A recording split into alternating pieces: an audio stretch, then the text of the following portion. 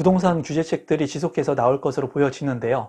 앞으로 대출에 대한 규제 완화를 기다리고 계신 분들도 상당히 많은 것으로 알고 있는데, 앞으로의 이 DSR 규제 완화, 대출의 규제 완화는 어떻게 될 것인지. 임성배 TV. 보동과 텐데크. 지금 현재 부동산 완화 체계에 대한 많은 분들이 관심을 갖고 있는 시점인 것 같습니다. 28번이 넘는 부동산 대책, 규제책들을 내놨는데도 불구하고 최근 3년 동안의 주택 가격은 큰 폭으로 폭등을 했습니다. 이런 것들을 보면서 많은 분들이 이제 벼락거지라고 하는 그런 신조어가 생길 정도로 많은 자괴감, 상실감을 느끼고 있는 시점인데, 이제 부동산 규제책이 아닌 완화책을 통해 가지고 많은 분들이 내 집 마련을 할 수 있고, 또한 시장의 정상화를 돌리려고 하는 그런 인수위의 기조들을 보이고 있는데, 최근에는 양도세 완화에 대한 부분들을 빠르게 시행하려고 하는 그런 움직임들을 보였습니다. 그래서 시장에 매물을 빨리 나오게끔 유도하는 다주택자들의 매물 유도 현상을 통해 가지고 내 집이 필요하신 분들한테 내 집 마련을 할 수 있게끔, 또는 시장 정상화 거래가 될 수 있게끔 하려고 하는 그런 움직임을 보였는데, 아마 많은 분들이 궁금해 하시는 부분은 이제 대출에 대한 규제를 많이 궁금해 하실 것 같아요. 그 이유는 대출 레버리지를 활용해야지 주택을 살 수가 있죠. 그리고 지금 같은 경우에는 주택 가격이 너무나 많이 올랐기 때문에 레버리지를 활용하지 않고는 내 집 마련하기가 쉽지가 않은 상황입니다. 그래서 기사를 하나 보면은 인수위에서 지금 현재 LTV 완화부터 손을 대려고 합니다. 그리고 규제 핵심인 DSR에 대한 부분들에도 이제 언급을 좀 하고 있는 상황이에요. LTV 같은 경우에는 빠르게 완화가 될 것으로 이제 보여지는데, 정말 핵심적인 부분은 DSR이라고 볼 수가 있습니다. 이 DSR 같은 경우에는 소득 대비해가지고 대출의 규제를 완화해주는 거예요.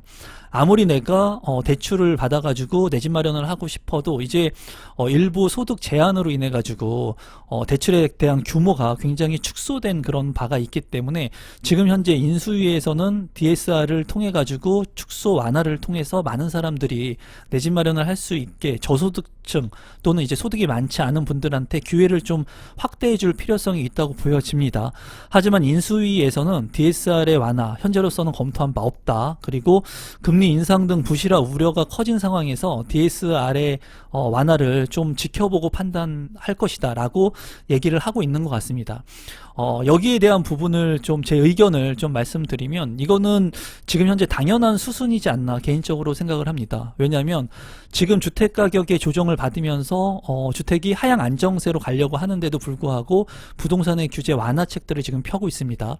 그로 인해 가지고 일부 지역에서는 가격이 상승하는 효과를 보이고도 있어요. 특히 재건축, 재개발 같은 경우에는 개발에 대한 완화책으로 인해 가지고 기대감 형성에 따른 가격의 상승을 보이고 있기도 합니다. 그리고 일부 지역 같은 경우에서는 이제 하락세가 다소 좀 주춤해진 모습을 보여주고 있어요. 이제 그리고 양도세 완화에 대한 부분도 얘기를 하고 있죠.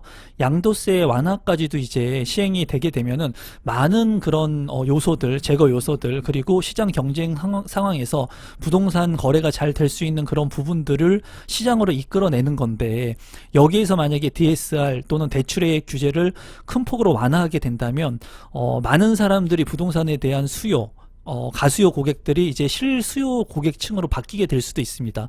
그래서 지금 현재는 만약에 이런 DSR에 대한 부분들을 지금 현재는 완화를 하지 않는다고 한다면, 양도세 완화 물량이 나왔을 때 이제 자본 여력이 되시는 분들, 그리고 소득 수준이 되시는 분들이 1차적으로 주택을 살 것으로 판단이 돼요. 그리고 거래가 일부 이루어질 것으로 보여집니다. 그리고 나서 시장 안정화가 조금씩 되게 된다면 추후에는 이 DSR에 대한 완화에 대한 부분이 이루어질 수 있는 부분이 있을 것으로 보여집니다. 그런데 지금 같은 경우에는 금리 인상에 대한 부분으로 인해 가지고 무분별하게 DSR을 만약에 완화하게 된다면, 저소득층의 그 주택을 살려고 하시는 분들이 무조건 주택을 산다고 해서 좋은 게 아니라, 대출 상승으로 인해서 금리 인상 플러스 대출 상승으로 인해 가지고 어려움을 겪을 수 있는 국면이 올 수도 있다고 판단을 하는 것으로 보여집니다. 그 이유에 대해서 좀 설명을 한번 해 보겠습니다. 기사를 하나 보면은 미 연준에서 0.5포인트의 금리 인상에 지금 현재 무게를 두고 있다고 합니다. 그리고 양적 긴축 속도를 이제 빠르게 할 것으로 보여지는데, 여러분들도 알다시피 코로나로 인해 가지고 시중에 많은 자금들, 양적 완화의 자금들이 풀렸습니다. 그러다 보니까 물가 상승이 굉장히 높게 이루어지고 있는 시기이고, 지금 원자재라든가 뭐 유가라든가 이런 것들이 굉장히 큰 폭으로 가격이 오르고 있기 때문에 시장 안정화를 위해서도 지금 이러한 그 금리 인상은 필수 불가결의 요소라고 보여지거든요. 그래서 0.5포인트 두 단계나 상승시키는 이 빅스텝 전략을 쓰려고 지금 미 연준에서도 계획을 하고 있습니다. 그러면 미국의 금리 인상이 우리나라의 금리 인상하고 무슨 관계가 있냐, 이렇게 말씀하실 수도 있을 것 같은데요. 한미 기준금리 추이를 한번 살펴보게 된다면 2017년 이후에 미국의 금리 인상과 하락, 그리고 우리나라의 금리 인상과 하락이 유사한 흐름을 보이고 있죠. 제가 금리 인상에 대한 질문은 많이 받았습니다. 많이 받았는데, 중요한 것은 금리 인상은 약간의 시차를 두고도 움직인다고 보시면 돼요. 미국의 금리 인상하고. 하지만은 미국의 금리 인상을 지금 강하게 올린다고 발표한 만큼 그 여파에 따라 가지고 우리나라도 금리 인상이 오를 수밖에 없는 그런 개연성을 가지고 있습니다. 그리고 오랫동안 저금리 기조가 유지됐기 때문에 지금 현재 긴축 재정을 하기 위해서는 금리 인상을 할 수밖에 없는 그런 시기라고 보여집니다. 지금 보시는 것은 가계 및 기업 대출 금리 추이의 그래프를 보고 계신데요. 한국은행의 자료를 출시한 내용입니다. 겁나는 금리 상승, 규제 풀려도 대출 받기가 어렵다. 그래서 이 그래프를 보면은 2019년 1월부터 2020년 7월까지는 좀 떨어지다가 2022년이 되면서는 또 큰 폭으로 오르는 것을 볼 수가 있죠.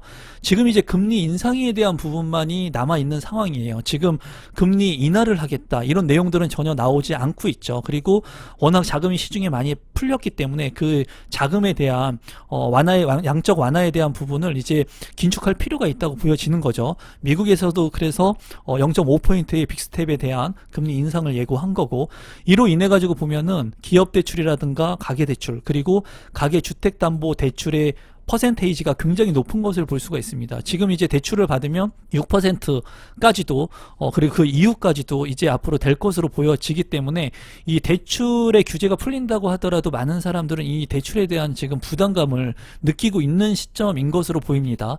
다만 정말 내 집이 필요해가지고 대출을 활용해가지고 내 집 마련을 하려고 하시는 분들 같은 경우에는 그래도 DSR의 규제에 걸려가지고 소득 대비 좀 완화될 수 있는 대출을, 규제 완화를 좀 해주기를 좀 기다리고 있는 것 같아요. 원하는 것 같습니다. 그래서 일각에서는 이 DSR의 완화에 대해서 팽팽한 의견들을 이제 보여주고 있는 것 같습니다. 이제 갚을 수 있는 만큼만 대출을 해줘야 된다, 너무 무리해서 DSR 완화해주면서까지 할 필요 없다, 이런 생각을 가지고 계신 분들도 있고요. 아껴서 내가 갚겠다, 지금 주택가격이 너무나 많이 올랐는데 이렇게 많이 오른 가격을 보면서 내가 내 집 마련하고 싶은데도 불구하고 의식주라고 하는 삶에 있어서 꼭 필요한 이 3요소를 내가 집을 사고 싶어도 못 사고, 주택가격이 너무나 많이 올라가지고 지금 전월세의 부담도 너무나 크다, 그러니까 대출의 규제 완화가 꼭 필요한 시점이다 라고 지금 현재 의견이 분분하고 있는 것 같아요. 이 부분에 대해서는 우리 구독자분들도 굉장히 의견이 분분한 것으로 보여집니다. 다만 대출 같은 경우에는 조금 완화를 해줘서 실수요자 측면이 강한 분들, 그러니까 투자자들한테까지 DSR을 완화하거나 대출에 대한 규제를 푸는 것은 맞지 않다고 생각을 해요. 물론 자본주의 시장이긴 하지만 제가 봤을 때 지금 현 상황에서는 주택가격이 너무 많이 올랐고 내 집 마련을 하려고 하는 분들, 이분들한테는 그래도 만약에 무주택자 분들에 한해서 서민들 또는 청년층들 대출을 받아서 내 집 마련을 하고 싶은데 하지 못하는 그런 실수요를 기반으로 한 서민층들한테는 DSR의 완화를 좀 해줘야 되지 않을까, 단계별로 좀 해줘야 되지 않을까, 아니면은 지금 대출의 규제가 너무나 강하고 그리고 금리 인상으로 인해서 그 부분에 두려움을 많이 가지고 있거든요. 그 금리 인상에 따른 그 혜택들을 좀 만들어서 저소득층한테는 저금리로 주택을 살 수 있는 장기간의 대출 상품이라든가 이런 것들을 좀 만들어서 지원을 좀 해줘야 되지 않을까 개인적으로는 생각을 하고 있습니다. 그래서 뜨거운 감자, DSR 규제 완화가 어떻게 될까? 이 부분에 대해서 많은 분들이 궁금할 것 같아요. 제가 봤을 때는 이 단계별로 시행이 될 것으로 예상을 하고 있습니다. 그리고 한정돼 가지고 뭐 다주택자 분들이나 투자자 분들이 DSR의 규제를 활용할 수 있게끔 하면 당연히 안 될 것으로 보이고요. 지금 현재 대출의 총량도 너무나 많기 때문에 무주택자 분들이라든가 서민층, 그리고 사회초년생들, 그리고 사회초년생들만 너무 포커스를 두는 것 같은데, 장년층이라고 하더라도 신용이 좋고 오랫동안 직장 생활을 하면서 내가 대출을 갚을 수 있는 분들이라면은 일부 DSR의 완화를 통해 가지고 내 집 마련을 하려고 하시는 분들한테는 기회를 좀 열어줘야 된다고 생각을 합니다. 그리고 장기적으로 갚아갈 수 있는 장기적인 그 대출의 상품들, 그리고 금리가 높기 때문에 지금 현재 이 금리 때문에 부담을 많이 느끼거든요. 부동산의 가격도 많이 올랐는데 금리도 많이 올랐기 때문에 이 대출에 대한 부담을 많이 느낄 것 같은데, 이 금리에 대한 부분들을 일부 소외된 계층한테는 이 금리에 대한 부분들도 저금리로 지원해 줄 수 있는 그런 정책들을 세밀하게 좀 만들어 가지고 이번 정권이 바뀌게 되면은 5월부터는 그래도 내 집 마련을 하고 싶은 많은 분들한테 내 집 마련을 할 수 있는 기회들을 좀 줘야 되지 않을까 개인적으로 생각을 합니다.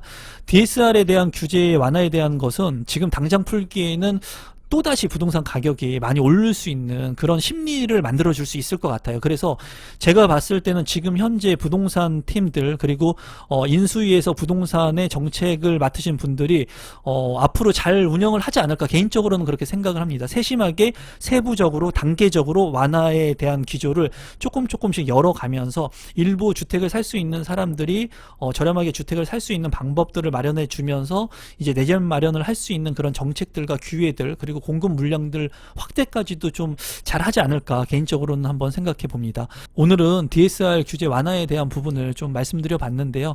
이런 부분들을 어떻게 진행이 될지 앞으로의 정책들은 그 누구도 맞출 수가 없습니다. 여러분들께서 다만 중요한 것은 지금 이제 인수위에서, 그리고 앞으로 정권이 교체되게 되면은 이런 완화책들이 많이 나오게 될 거예요. 이런 완화책으로 인해서 부동산을 살 수 있는 기회들이 만들어지게 된다는 거죠. 부동산 규제책들이 계속해서 나올 때는 내가 돈을 가지고 있어서 사기가 쉽지 않은 시장, 그리고 팔려고 하는 사람들이 없기 때문에 내 부동산을, 내 집 마련을 하기가 어려운 시장이었지만은 지금은 부동산 규제 완화책들이 지속적으로 나올 타이밍이기 때문에 좀 관심을 갖고 이 타이밍 속에서 여러분들이 선택할 수 있는 부분들이 있으면 선택을 하시면 좋을 것 같습니다. 오늘 영상도 마지막까지 시청해 주셔서 진심으로 감사드리고 오늘 영상은 이것으로 마무리 짓도록 하겠습니다. 고맙습니다.